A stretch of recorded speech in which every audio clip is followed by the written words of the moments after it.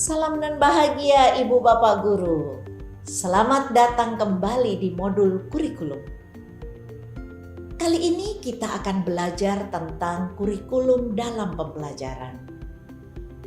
Pada materi sebelumnya kita sudah belajar bahwa kurikulum dapat berubah dan beradaptasi sesuai dengan kebutuhan dan kondisi satuan pendidikan.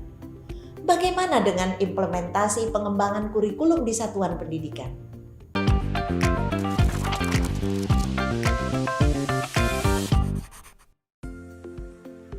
Pak, saya punya usul. Bagaimana jika rapat menjelang tahun ajaran baru, kita sekalian membahas evaluasi pelaksanaan kurikulum operasional sekolah kita? Memangnya ada apa dengan kurikulum sekolah kita? Ada yang salah?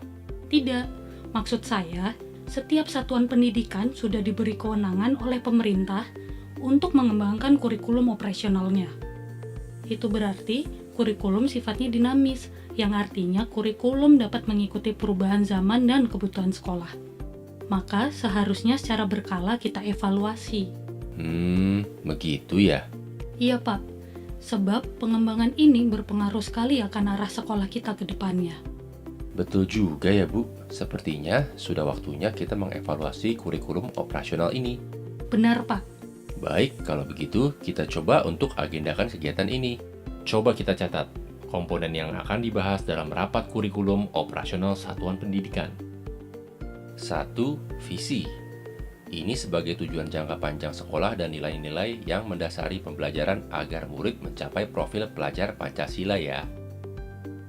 2. Misi. Sebagai cara sekolah dalam mencapai tujuan. Apalagi ya Bu? Tujuan sekolah juga Pak. Kita evaluasi tujuan akhir dari kurikulum sekolah. Baik, saya sudah catat. Kalau hal tadi berhubungan dengan rencana jangka panjang sekolah. Lalu, bagaimana dengan komponen yang berhubungan dengan rencana jangka pendeknya, Bu? Seperti rencana pembelajaran. Apakah itu termasuk yang harus kita evaluasi juga? Oh iya betul Pak. Kurikulum operasional satuan pendidikan ini juga termasuk rencana pembelajaran.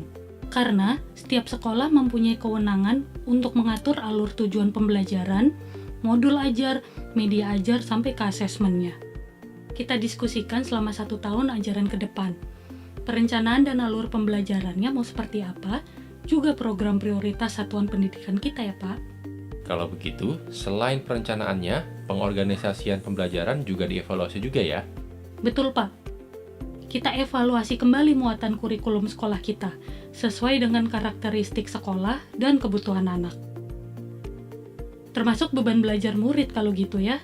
Nanti kita lihat kembali capaian pembelajaran per fase, dan juga profil pelajar Pancasila untuk menyelaraskan kurikulum kita dengan yang sudah dibuat oleh pemerintah. Siap. Bu, ngomong-ngomong, muatan kurikulum berarti sesuai struktur pembelajaran dalam paradigma baru ya? Kita akan evaluasi program intrakurikuler sekolah, yaitu yang berisikan muatan mata pelajaran dan muatan lokal. Lalu, kita akan evaluasi program proyek. Ingat tidak Bu? Ini merupakan proyek penguatan profil pelajar Pancasila dan juga program ekstrakurikuler. Untuk ekstrakurikuler, bagaimana kalau sebelum rapat nanti kita adakan survei kepada murid-murid? Kita bisa melibatkan murid dalam menentukan jenis ekstrakurikuler yang dapat kita tawarkan. Jadi kita bisa tahu apa yang sedang mereka gemari. Wah, ide bagus Pak. Nanti kita juga dapat bekerja sama dengan alumni sebagai pelatih, narasumber, atau mungkin dapat memberikan pelatihan ke guru-guru, supaya kita juga punya bekal dalam membimbing di ekstrakurikuler itu. Wah, siap Bu. Saya coba catat juga ya. Apa bisa ya Bu, kita punya ekstrakurikuler belajar menjadi wirausahawan? Fokusnya membuat dan memasarkan makanan khas kota kita. Sangat mungkin Pak. Itulah pentingnya pengembangan kurikulum operasional satuan pendidikan. Kita dapat menyesuaikan rencana dan pengorganisasian pembelajaran sesuai dengan keadaan kontekstual satuan pendidikan, sehingga memberi makna bagi pembelajaran murid kita. Menarik banget Bu, berarti sistem pendampingan, evaluasi, dan pengembangan profesional sekolah juga harus kita diskusikan. Nah, jika program sudah bagus, maka sistem monitoring dan pengembangan profesi guru juga harus didukung.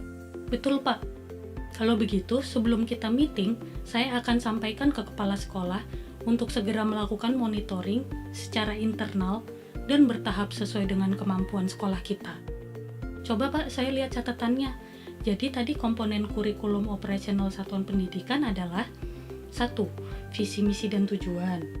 2. Perencanaan pembelajaran yang mencakup alur tujuan pembelajaran, asesmen, modul ajar, media ajar, juga program prioritas satuan pendidikan.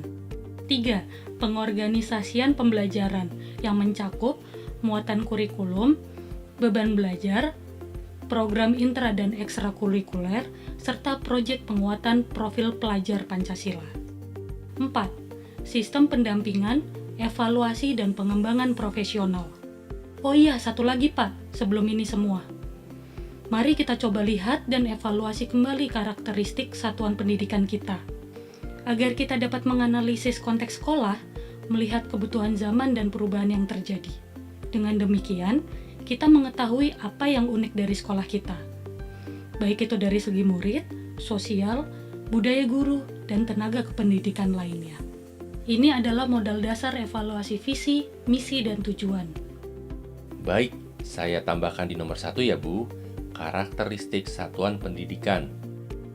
Sebagai moderator kegiatan rapat nanti, saya akan ingatkan kembali prinsip pengembangan kurikulum operasional satuan pendidikan, yaitu berpusat pada murid, lalu kontekstual, esensial, juga akuntabel, dan melibatkan berbagai pemangku kepentingan.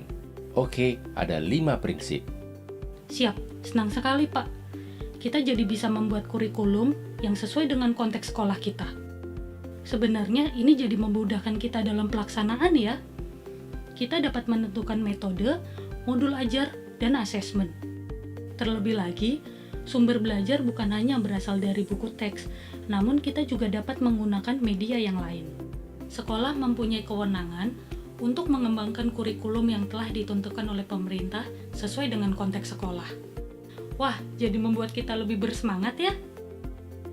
Ibu dan Bapak Guru, semoga dialog tersebut menginspirasi kita semua. Kemendikbudristek sudah menyiapkan contoh kurikulum operasional sebagai inspirasi dalam pembelajaran. Tapi bukan berarti kita tidak bisa mengembangkannya. Silahkan Ibu dan Bapak kembangkan sesuai dengan konteks satuan pendidikan masing-masing. Dokumen kurikulum operasional satuan pendidikan sangat dinamis, mengikuti perubahan dan kebutuhan. Dokumen ini dapat diperbaharui secara berkesinambungan, menjadi referensi dalam keseharian, direfleksikan, dan terus dikembangkan. Bagaimana Ibu dan Bapak Guru? Sudah siap menyusun dan mengembangkan kurikulum dalam pembelajaran? Selamat belajar Ibu dan Bapak Guru hebat. Salam dan bahagia.